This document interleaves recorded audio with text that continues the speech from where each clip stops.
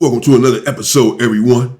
There in the Los Angeles County Jail, the Bloods broke the face of their shot caller. They got on this individual and left him a bloody mess. Shot caller, we're going to call Bully Blood, was a strong individual. Nevertheless, this individual became addicted to that Christina Aguilera.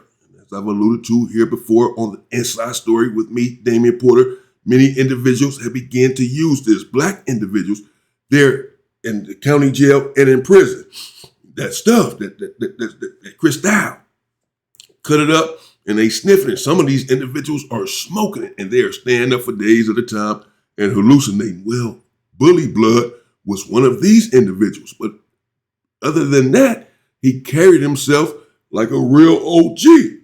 But when he was high off of this stuff, he would turn into a demon, a different individual. And the Bloods were really beginning to be irritated with this individual because if you owed him money, he would approach you aggressively, even if you were a Blood, and demand his money.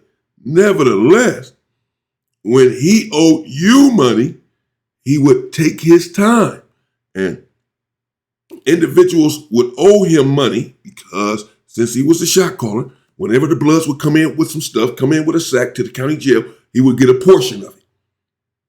And so he always had, and if they came in with something that he didn't use, he would just sell it, get the money, and buy the stuff that he used, or he would trade it. I would say 80% of the time, he had his own stuff. He had enough of his own sack to even sell some of the stuff, oftentimes. But there would be occasions when he wouldn't have nothing. It would be dry. No Bloods are coming in with any sack. And he would have to get product from the Crips or whomever else came in with it. And he would owe money. And no one is pressing this individual, Bully Blood, to come up with their bread because they respect him. He's a shot caller. He's an OG. And they just would wait to get their money. And for the most part, he would pay the money. Oftentimes, he was late on the date that he was supposed to pay the money. Nevertheless, they would accept that and just get their money. But again, when you owe him money, he would approach you and nearly threaten you. In fact, he had been known to threaten individuals over small doses of money. One day, he's in a cell with a Blood, and he's arguing with the Blood individual over the product. Whatever the argument was about, I'm not exactly sure, but he ends up getting off on this individual. The Blood, of course, fights back, and they have a squabble in there. The Blood is really no match for OG Bully Blood.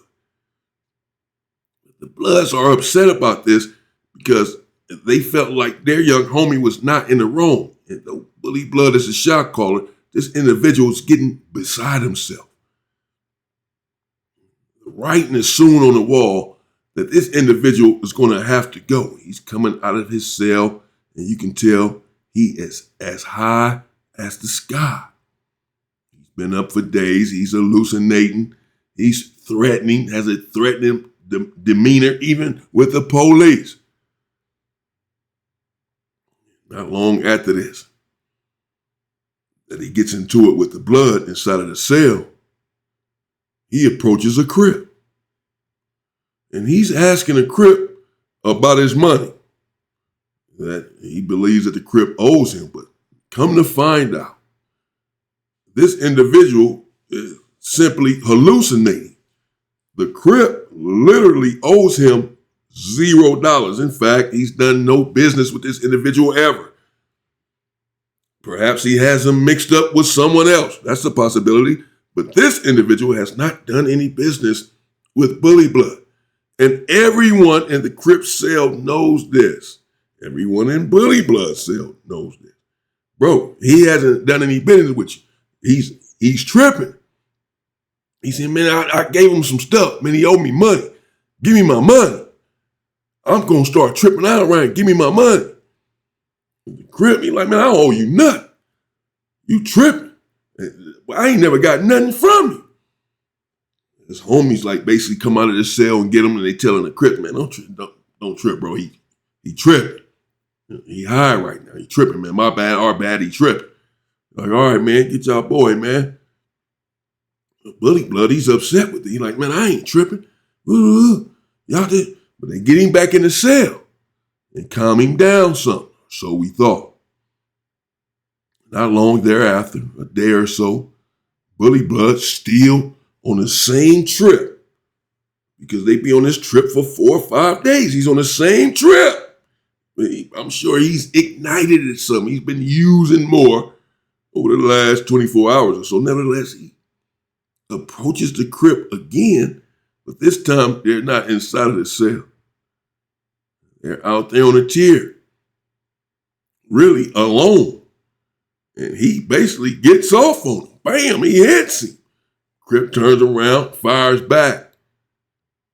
There's a bit of a scuffle, and then that was it. Now, it's not going to end there because the politics dictate that a Blood cannot touch a Crip and vice versa. And no one from one car can really put their hands on someone from another, particularly if it involves a weapon. All bets are off. But even if it does not, oftentimes there's going to be some sort of retaliation. And so the Crips are upset that this individual, though the Bloods had came and grabbed him a day or two before, would still manage to get himself out of the cell and attack one of theirs. He did not listen to his own homies, even though he's a shot caller, when they tried to tell him to leave this situation alone, that he was barking up the wrong tree. He took it upon himself to attack this individual nonetheless, still tripping. The Crips, well, they don't want to negotiate the situation. They want this individual out of the module. They feel like he's a destructive force in the module and he's going to cause a riot.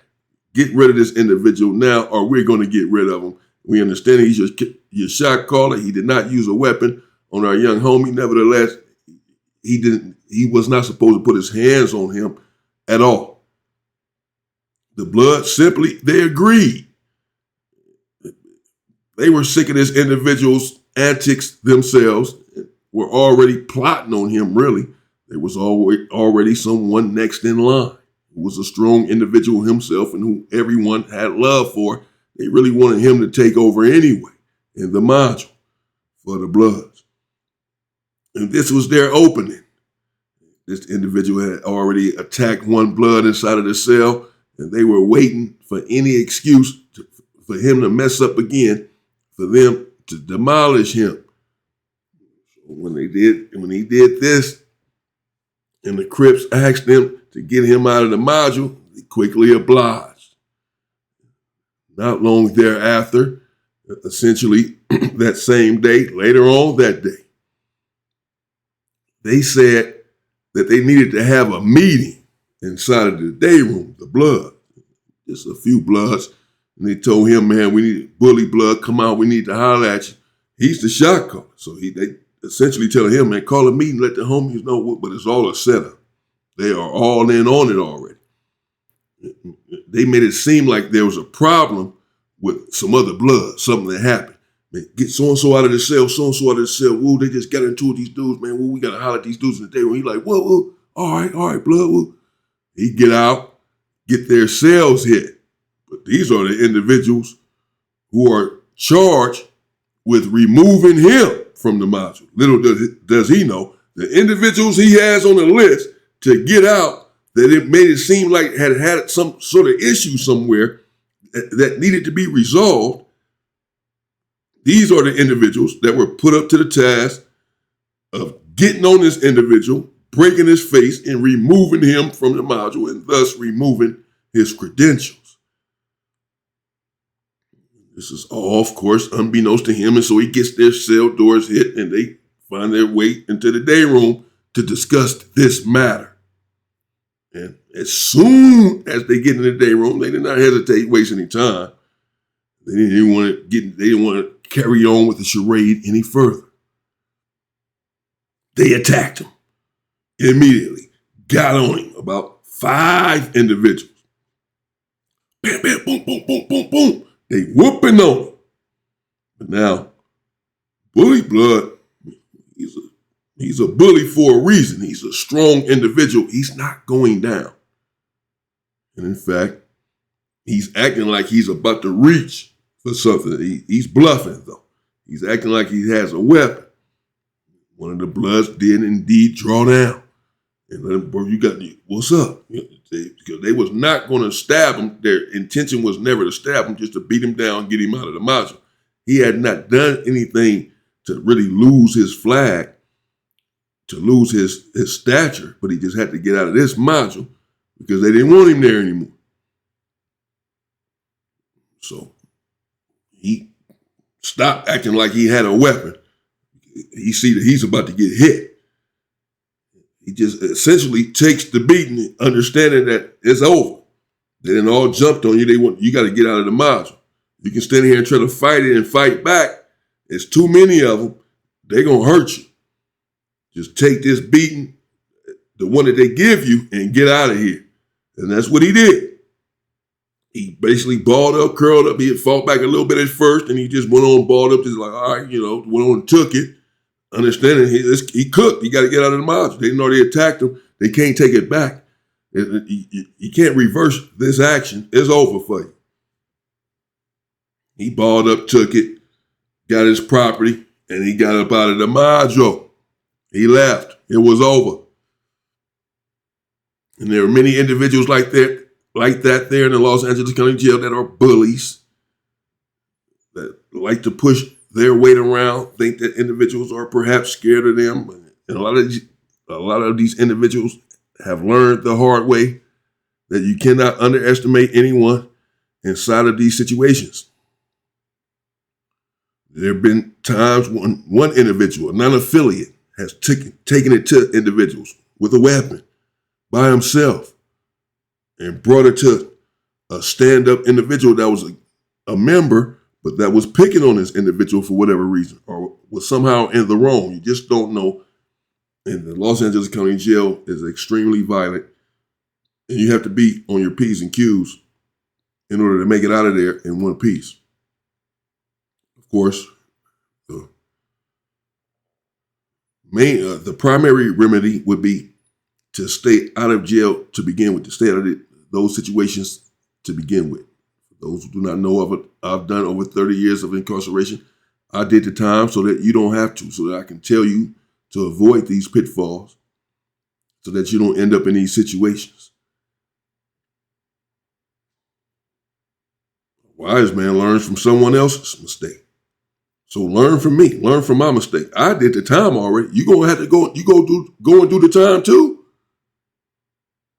Well, I'm already telling you what it is. It's bad. It's all bad in there. Constant violence, self-hatred, black men brutalizing one another in a county jail, in a penitentiary. And sometimes you can't get around it, no matter who you are or how you comport yourself. The only way to get around it is to stay free of those situations that lead us to those incarcerations. It's not how you start, it's how you finish. It may seem okay in the beginning, but you have to look at the end result, not at the beginning, but at the end. How's this going to end for me? Because oftentimes it doesn't end well. It starts off well, often enough, but it does not end well for any of us. Well, that's incentive enough to stay away from the foolery. There you go. There you have it. Let me know what you think in the comments. They got the end. If you're bullying individuals, you're beating on your own homies. And again, you put your hands on someone from a different car. It doesn't have to be a Blood and a Crip. It can be a different car. Different race, different car. Either they're going to have to get you or your homies join you and go up with whomever you put your hands on, because it's going up if they don't get you out of there. It's one or the other. They decided to get rid of that individual because they wanted him gone anyway. They were not afraid of the Crip, trust me. They just wanted him out of there anyway. So they said, yeah, we got that. We about to do that.